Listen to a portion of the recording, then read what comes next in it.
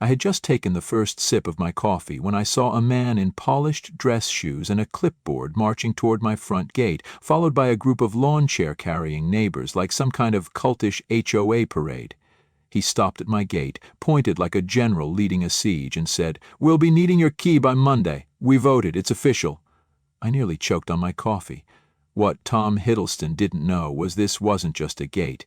It was the front line of his legal disaster. It had started off as a quiet Saturday morning. Birds were chirping, the lake shimmered beyond my trees, and for once no leaf blowers were disturbing the peace.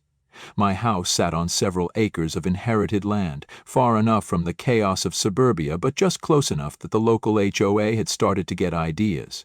The lake behind my property was the crown jewel of the region, spring-fed, pristine, and accessible only through a few legacy properties like mine. The HOA neighborhood had been built years after my family acquired the land. Their lots were fenced away from the lake by both law and legacy. They could see it, but not reach it.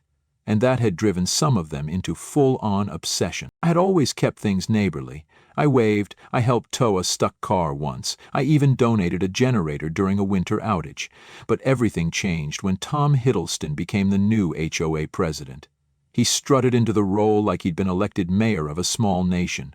Rules multiplied overnight, grass height, curtain colors, even trash can alignment.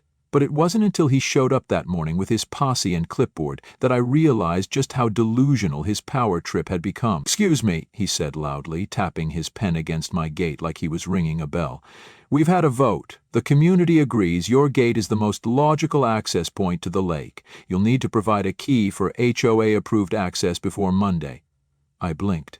"You mean you want me to hand over the key to my private gate?" "Yes, it's in everyone's best interest. The current path is too long and your driveway is faster. It's a matter of community efficiency." I sipped my coffee again, slower this time, trying to buy myself a moment so I didn't laugh in his face. Behind him, one of the HOA minions was literally setting up a folding chair on my property line. Another had brought a picnic basket. They were acting like they'd already claimed it. "Tom, I'm not part of the HOA," I said slowly. "This land is mine. It's not governed by your bylaws. My gate stays locked." Tom didn't flinch. "Well, proximity implies cooperation, and the lake is technically community adjacent." I stared at him.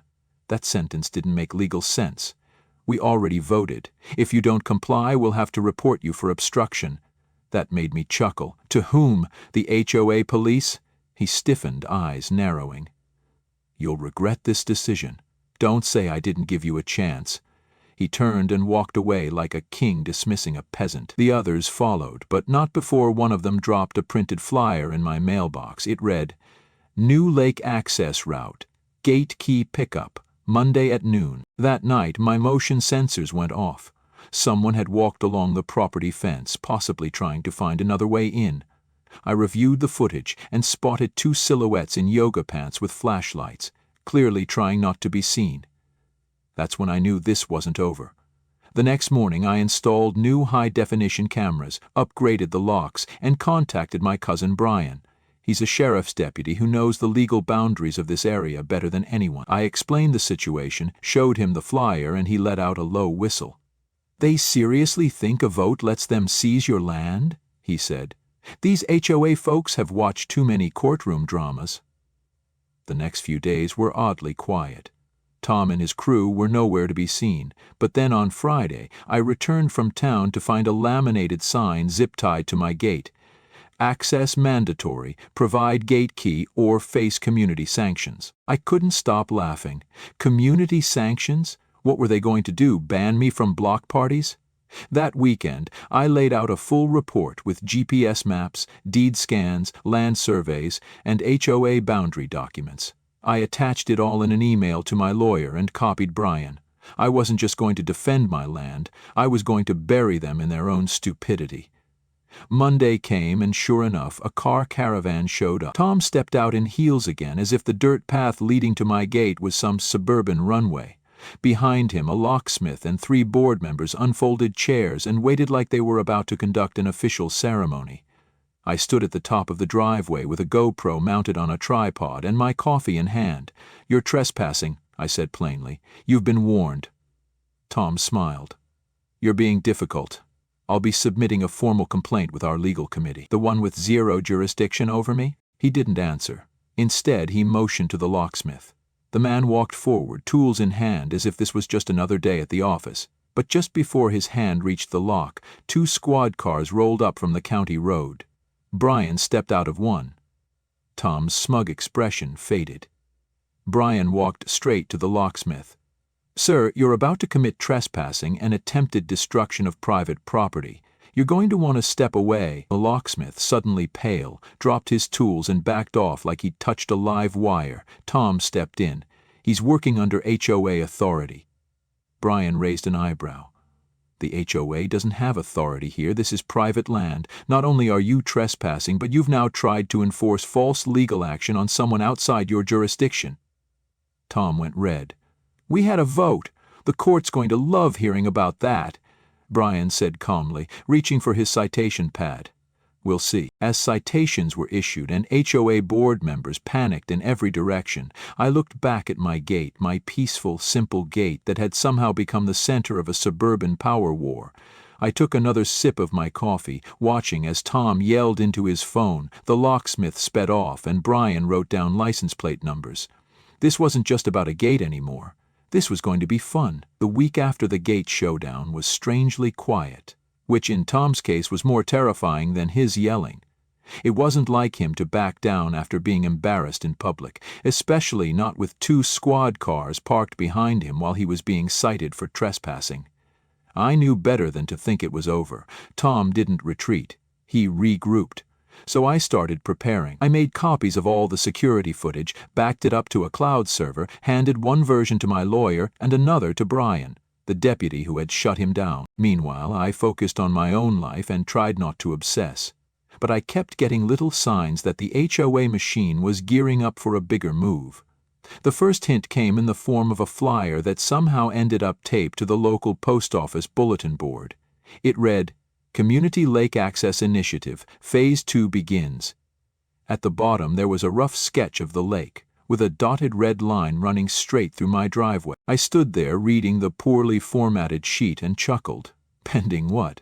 Divine intervention? I decided not to react immediately. I wanted to see what they'd do next. 2 days later I got my answer. My neighbor Matthew, a retired guy with a habit of oversharing and an endless supply of neighborhood gossip, stopped by while walking his dog. He leaned on my fence like he owned the place and whispered, "You know Tom Hiddleston's holding a special HOA vote tomorrow, right? Something about getting legal right-of-ways through your gate." I raised an eyebrow. "He can't vote his way through my deed. He says the community's been using the lake unofficially for years," Matthew said.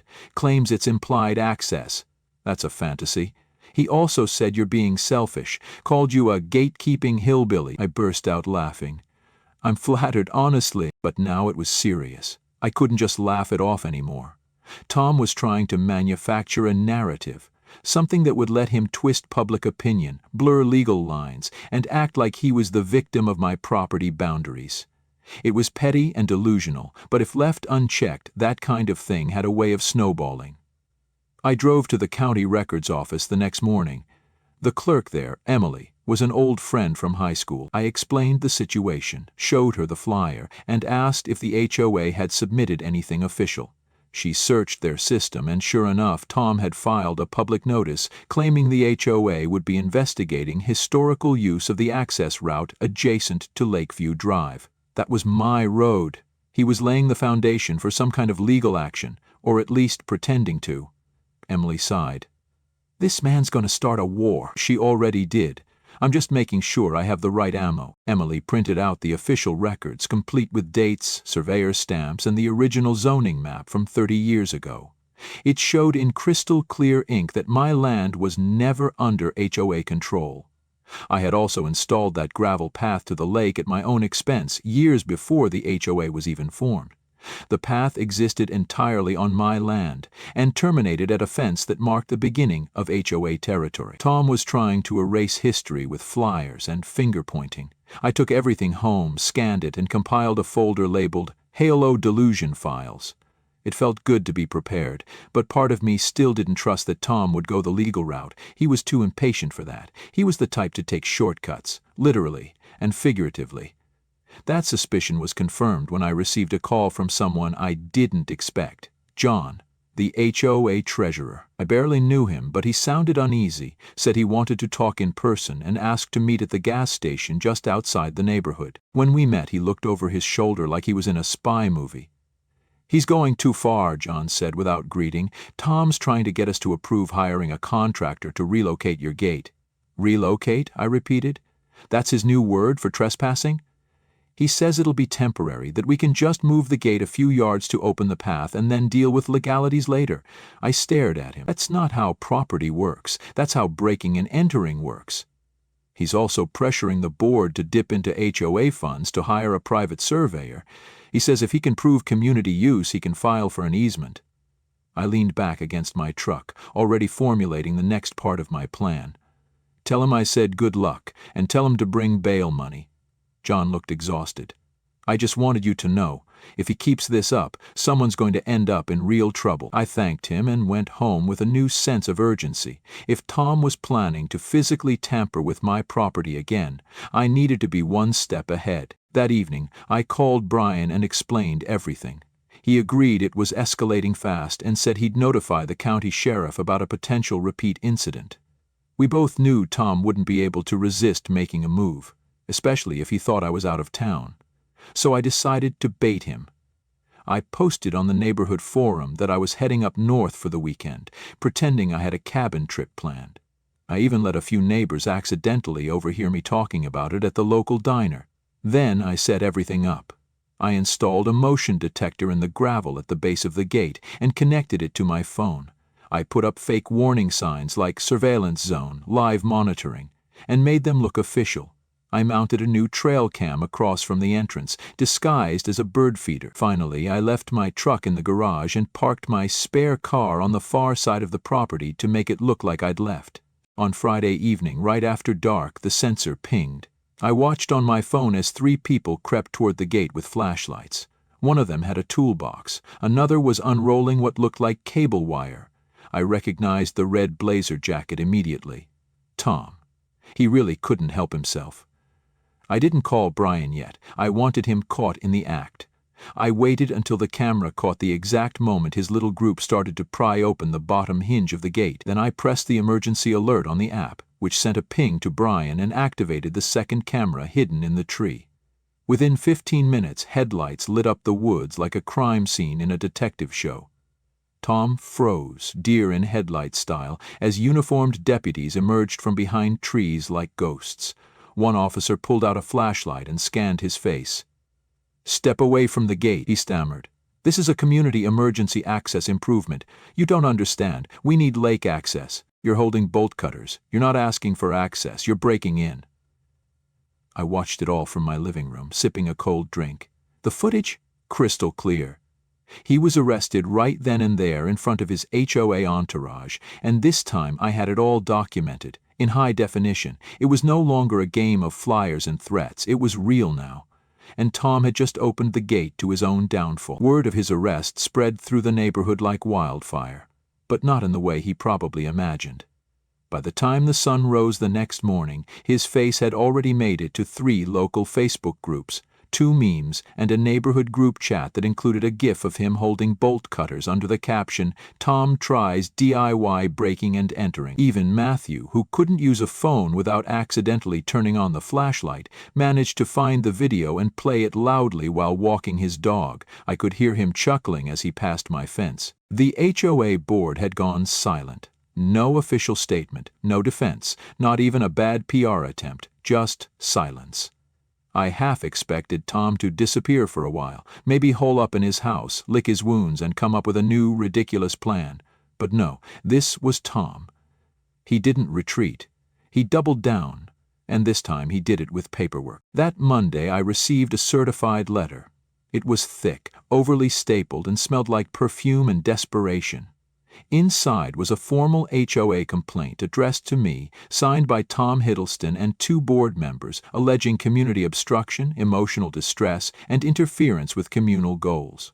It claimed that my refusal to grant access to the lake had caused massive psychological strain on neighborhood morale and diminished collective recreation. I almost fell out of my chair laughing. Collective recreation. What was I blocking? An Olympic training session? The letter went on to demand an emergency mediation hearing with the HOA, suggesting that a third-party arbitrator step in to evaluate the situation. I didn't even bother calling my lawyer. I just handed the envelope to Brian, who dropped by with fresh updates from the sheriff's office. When he read the letter, he shook his head and muttered, "He really thinks he's the mayor of your property, doesn't he?" But the real fireworks were just beginning. That evening, I received an anonymous tip in the form of an email. The sender used a fake name, but the content was gold.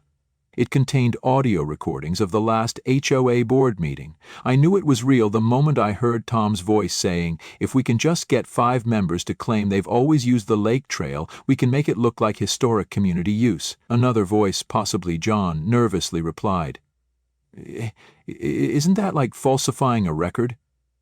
Tom's answer was chillingly confident. "Only if we get caught." He had shifted tactics from public pressure to legal manipulation. He wanted to build a fake narrative, make it look like the entire neighborhood had been using the path through my land for years, and then file a claim for prescriptive easement. But that strategy takes time, proof, and a whole lot of lying, and that was his weak spot. He underestimated just how careful I had been. My cameras, my files, my logs of every time someone trespassed, all of it had built a perfect legal wall around my gate. He was trying to fake a history I had fully documented from day one. The next morning I met with my lawyer.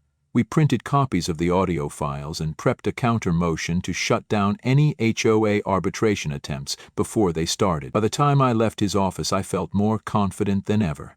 Tom was getting sloppy, and I was about to make him trip over his own arrogance. That weekend, I hosted a barbecue, not just for fun, but to let the neighborhood know I wasn't hiding or intimidated. I invited Matthew, Emily from the records office, even John the treasurer, who showed up looking like he hadn't slept in days. He pulled me aside after the burgers were done and quietly said, "He's losing the board. Half of them are scared." He spent HOA funds without permission, paid the locksmith, printed flyers, even ran a Facebook ad about the new lake trail. I narrowed my eyes. He ran an ad, charged it to the association card, said it was part of his presidential duties. That was it. He wasn't just annoying now. He was breaking his own organization's rules, maybe even committing fraud. The next week, I sent a formal letter to every HOA board member outlining Tom's unauthorized spending, the illegal entry attempt, and the fabricated history of lake access. I attached the audio recordings and a copy of the official deed with property maps. I also CC'd the county district attorney, just to make sure nobody ignored it. Within 48 hours, I received a reply from one of the newer board members, a guy named Terry who'd only joined a few months ago. He apologized and said they were calling an emergency session to review Tom's conduct. Now, here's where it all took a turn. None of them expected it, but Tom, still unaware the board was turning on him, filed an official complaint with the county about restricted community access to a natural water resource. He tried to argue that since the lake touched HOA land at one small curve, the entire body of water should be shared, and by refusing access through my gate, I was obstructing a public good. But he didn't know that the lake was co-owned through a private trust between 5 properties, mine included, and that the trust had explicit rules about access, one of which barred any HOA or subdivision from claiming rights without consent from all members. Emily, who had access to those trust documents, confirmed that Tom's complaint had no legal ground, and worse for him, it triggered an alert with the trust board, who now opened an inquiry into how HOA members were even being told they could access the lake. The next HOA board meeting was closed to the public. But I didn't need to be there. John called me afterward, still breathless. It was a massacre, he said. He screamed, cried, threatened to sue all of us, but we voted. Tom's out. He had been stripped of his role as HOA president, his access to funds revoked, and his actions formally denounced in an official community statement. The new president, a mild, older woman named Linda, personally came to my property with a letter of apology and promised to reimburse me for the damaged gate and any future legal fees caused by Tom's mess. I thanked her, shook her hand, and asked her one thing. No more votes about my land, right? Linda smiled. Absolutely not. Your gate is your gate. As Tom's house sat untouched for days, his once perfect lawn growing wild and his porch light blinking like a forgotten signal, I walked past it one evening on my way back from the lake. Taped to his mailbox was a flyer from a local real estate agent. Below it, someone had scribbled in Sharpie, "Shortcut denied." It was petty, it was perfect, and it wasn't even my doing. Tom might have lost his HOA crown, but he didn't lose his delusion. That was clear the moment he filed a lawsuit against me, claiming emotional trauma, loss of community prestige, and reputational damage caused by my refusal to give him a gate key. It came in a manila envelope, left on my porch like a cursed gift. Inside were pages of legal nonsense, including a handwritten list of damages. My favorite line was, "Plaintiff can no longer walk dog past defendant's gate without suffering emotional anguish triggered by gravel crunching underfoot." I read it twice, then laughed so hard I had to sit down. My lawyer, James, wasn't as amused. He called it a nuisance suit, designed to scare me into settling. Tom wanted me to give him access out of exhaustion, not legal victory. But what he didn't know, what none of them seemed to learn, was that I didn't get tired. I got organized. James prepared a countersuit for harassment, trespassing, property damage, and the attempted illegal modification of my gate. The best part? We were including security footage, HOA financial records from John, the HOA's own condemnation of Tom's actions, and a sworn affidavit from the Lake Trust confirming he had no rights to the water or land surrounding it. It was like bringing a bazooka to a water balloon fight. Court day arrived with Tom wearing a bright white suit, looking like he was auditioning for a daytime talk show instead of facing a judge. Tom gave the cameras a dramatic wave when he stepped out of his car. Yes, he brought cameras. His niece apparently ran a TikTok channel called HOA Justice Queen, and they were filming everything. I sat quietly at our table while James laid out documents like weapons. Across from us, Tom sat with a lawyer who looked like he regretted his life choices the second Tom opened his mouth. The judge, a stern woman with the expression of someone who didn't tolerate foolishness, began reading the case summary. When she reached the line about denied gate access for recreational unity, she stopped, looked over her glasses, and said, "This is about a locked gate on private land?" Tom stood up like he was accepting an award. "Your Honor, this is about more than a gate. This is about the soul of a neighborhood, about fairness, about not letting selfish landowners." The judge held up her hand. "Sit down." Tom deflated slightly but obeyed. James stood and handed the judge our folder. Inside were photos of the gate, the damaged hinges, the flyers, the board's vote to remove Tom, the audio recordings of him coaching board members to lie, and the deed that clearly showed the land had never been part of the HOA. He also included the financial report from John that showed Tom used HOA money for luxury ads and printed propaganda. The judge took her time. She flipped through everything slowly, carefully, nodding at some pages, raising her eyebrows at others. After 20 minutes of complete silence, she looked up. "Mr. Hiddleston, your complaint references a communal right to access land and a body of water not legally accessible to your subdivision. You cite emotional distress caused by being denied entry to property you have no ownership over, correct?" "Yes, Your Honor," Tom said confidently. "Because he is denying us nature." The judge nodded. "And yet, you entered his property illegally, attempted to cut a lock off his gate, directed HOA funds to that effort, and even attempted to manufacture false history to support your claim." Tom's mouth opened, but his lawyer quickly stood up and said, "Your Honor, if I may—" "No," the judge interrupted. "You may not. I've seen enough."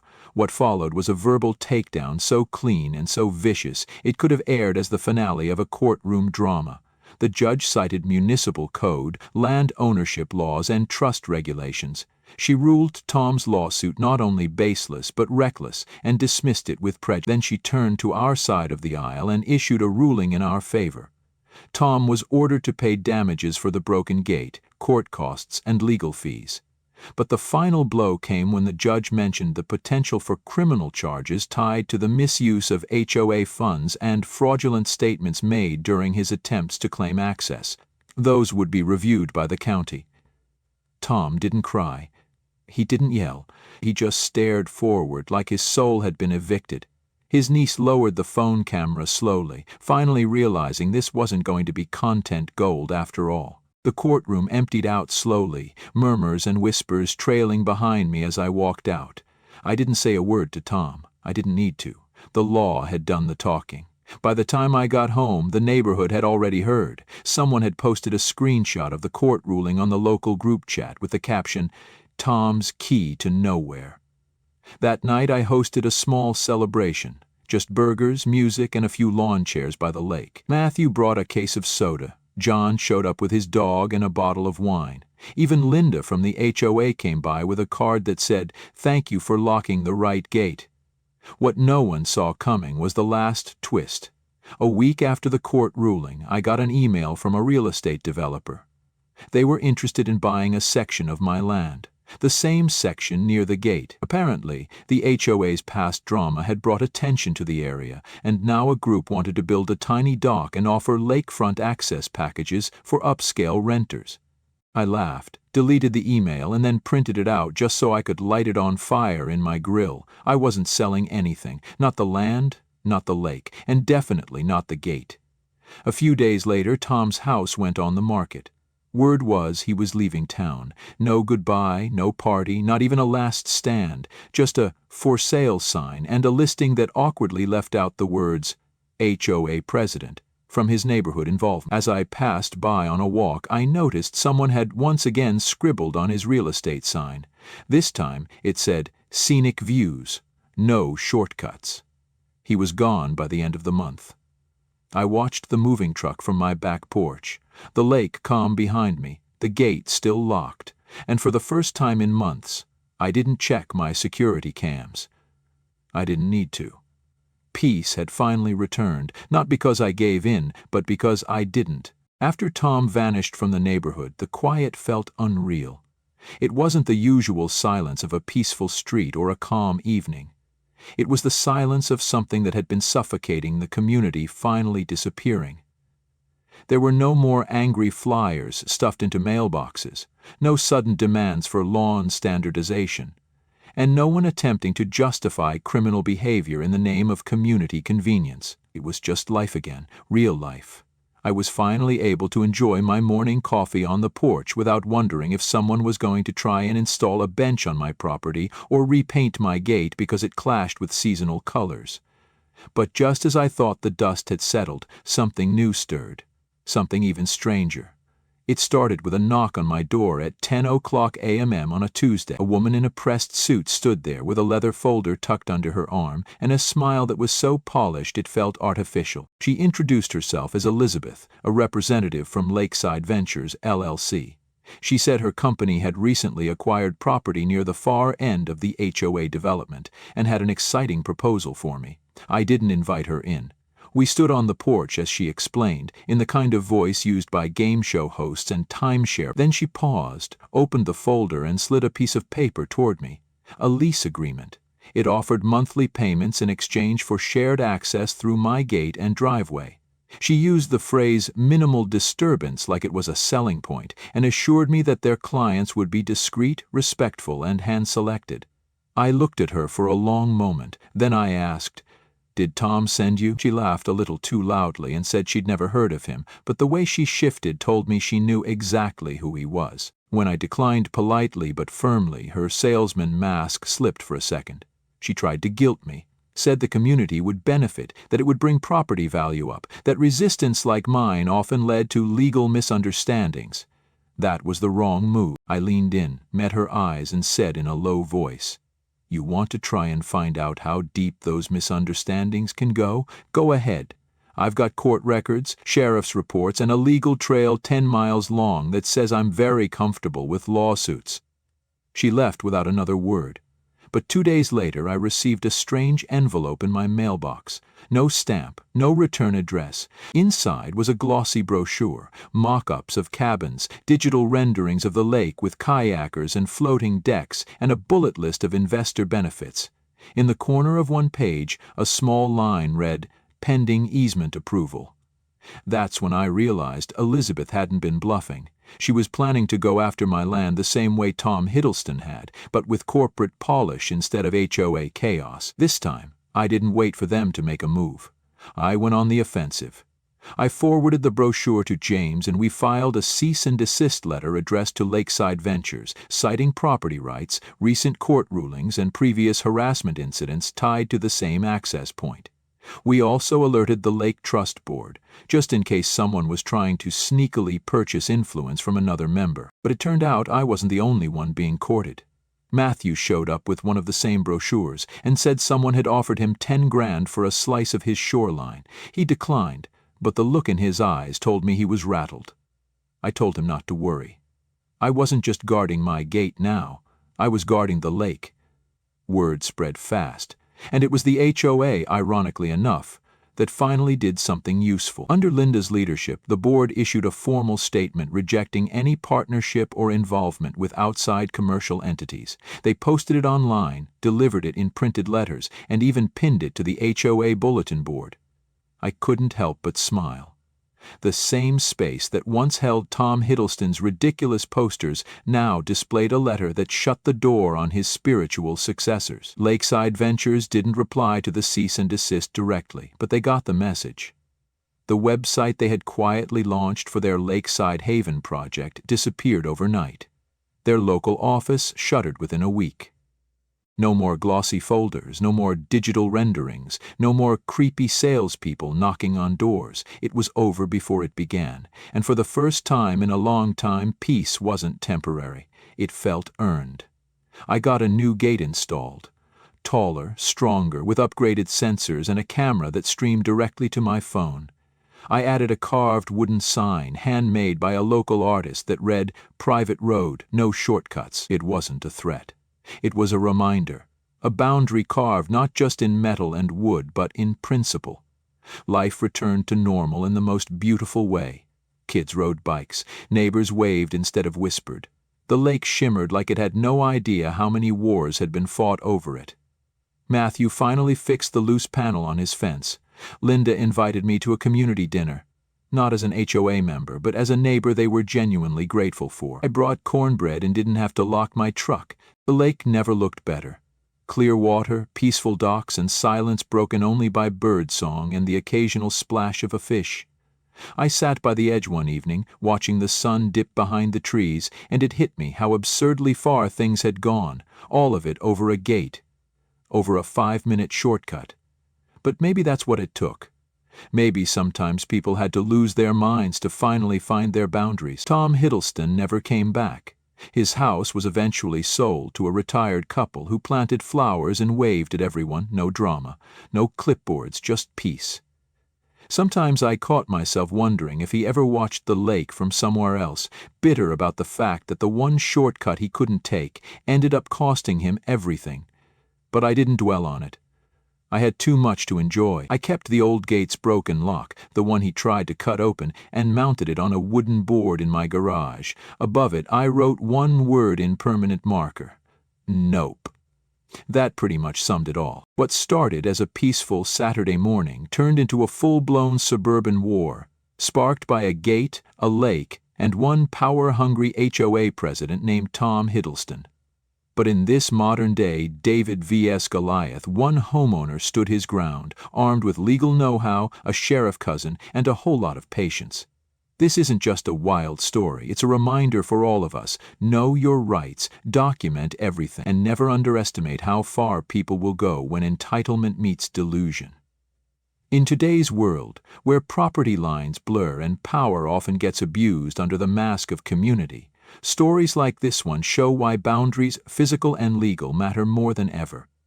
Want more true tales of justice, petty revenge, and HOA drama gone nuclear? Follow and subscribe to the HOA Revenge YouTube channel now. Hit the bell so you never miss a moment where karma meets code enforcement. Because around here, we don't just lock gates, we close cases.